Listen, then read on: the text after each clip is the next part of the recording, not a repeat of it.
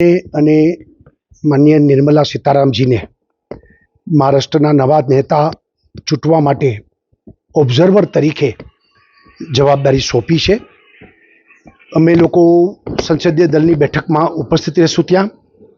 ત્યાં બધા સાથે ચર્ચા વિચારણા અને સર્વસંમતિથી નેતાની ચૂંટણીની પ્રક્રિયા પૂરી થાય એ રીતની આખી પાર્ટીની જે પ્રોસેસ હોય છે એમાં ભાગ લઈ અને હાઈકમાન્ડને બતાવી અને સર્વાનુમતે ત્યાં આગળ નેતાની ચૂંટણી થશે અને એમાં ભાગ લેવા જવાનું અમે બંને હજી મિટિંગ નક્કી નથી થઈ ક્યારે અને કયા દિવસે, પણ જેવું આ સાંજ સુધીમાં નક્કી થશે એ મુજબ અમે લોકો ત્યાં જશું.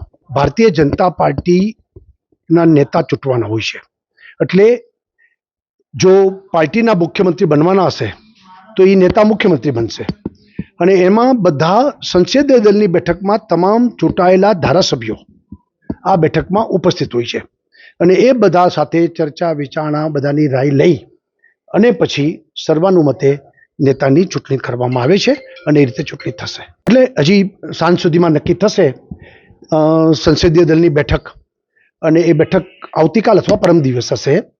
એ બેઠકમાં અમે બંને હાજરી આપવા માટે એ સમયે જશું. સાંજ સમાચાર ફેસબુક પેજને લાઇક કરો, વિડીયો શેર કરો અને વધુ વિગતવાર સમાચાર માટે sanssamachar.net વિઝિટ કરો.